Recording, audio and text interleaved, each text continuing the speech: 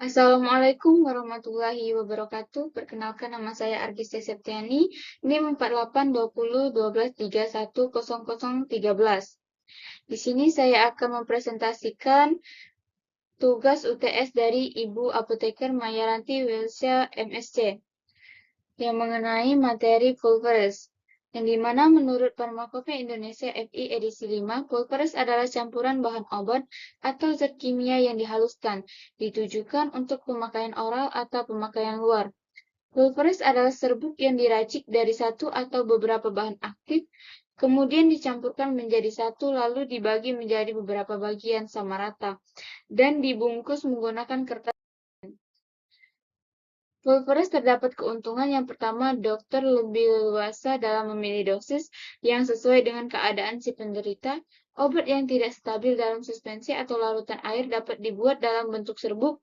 Yang ketiga, penyerapan lebih cepat dan lebih sempurna dibanding sediaan padat lainnya. Yang keempat, cocok digunakan untuk anak-anak dan orang dewasa yang suka menahan kapsul atau tablet. Yang kelima, obat yang terlalu besar volumenya untuk dibuat tablet atau kapsul dapat dibuat dalam serbuk. Terdapat juga kerugian pada pulveres. Yang pertama, tidak tertutupnya rasa tidak enak seperti pahit, sempat lengket di lidah, atau bisa diatasi dengan korigen saporis. Yang kedua, pada penyimpanan lembab. Terdapat syarat pulveres yang secara umum, syarat-syarat pulveres meliputi bila tidak dinyatakan lain, pulveres harus yang pertama kering, dua halus, tiga homogen, keempat memenuhi uji keseragaman bobot yang berlaku untuk serbuk terbagi. Untuk cara pengemasan pulveres, untuk serbuk bagi yang mengandung bahan yang mudah meleleh atau atsiri harus dibungkus dengan kertas perkamen atau kertas yang mengandung lilin, kemudian dilapisi lagi dengan kertas logam. Bobot serbuk setiap bungkus umumnya sekitar 500 mg. Jika bobot suatu serbuk bagi tidak cukup besar atau kurang dari 500 mg, maka boleh ditambahkan suatu zat tambahan yang bersifat netral atau tidak berkhasiat, misalnya sakarum laktis dengan nama lain laktosum, dan juga menggunakan sakarum album atau gula pasir. Tidak dianjurkan karena habis.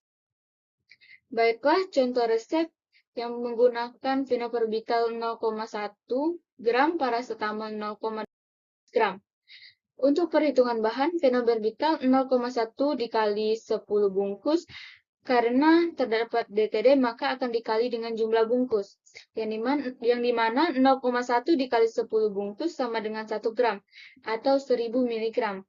Paracetamol 0,12 mg dikali 10 bungkus, sama dengan 1,2 gram atau 1200 mg. Untuk perhitungan dosis, phenobarbital DM 1 kali 300 mg menggunakan rumus Dilling 10 dibagi 20 dikali 300 mg sama dengan 150 mg. Satu hari 600 mg sama dengan 10 dibagi 60 dikali 600 mg sama dengan 300 mg. Untuk DP 1 kali sama dengan 0,1 gram sama dengan 500 atau 100 mg. Untuk satu hari 100 mg dikali dengan jumlah pemakaian satu hari atau dikali 3 sama dengan 300 mg. Persen DP 1 kali 100 mg dibagi 150 mg dikali 100% sama dengan 66,66%. Satu hari 300 mg dibagi 300 mg dikali 100% sama dengan 100%. Untuk persen tidak lebih dari 100%, maka tidak dinyatakan overdosis. Untuk penimbangan bahan, phenobarbital 1 gram atau 1000 mg, paracetamol 1,2 gram atau 1200 mg. Baiklah, untuk penimbangan bahan, yang pertama, siapkan alat dan bahan. 2, timbang semua bahan. 3, masukkan paracetamol ke dalam lumpang gerus halus. 4, tambahkan phenobarbital ke dalam lumpang gerus homogen. Yang kelima, keluarkan semua bahan dari lumpang lalu bagi menjadi 2 bagian. Yang keenam, bagi menjadi 10 bungkus sama banyak. Yang ketujuh, masukkan ke dalam plastik film. Terakhir, beri etiket. Baiklah, itu saja presentasi dari saya. Saya akhiri. Wassalamualaikum warahmatullahi wabarakatuh.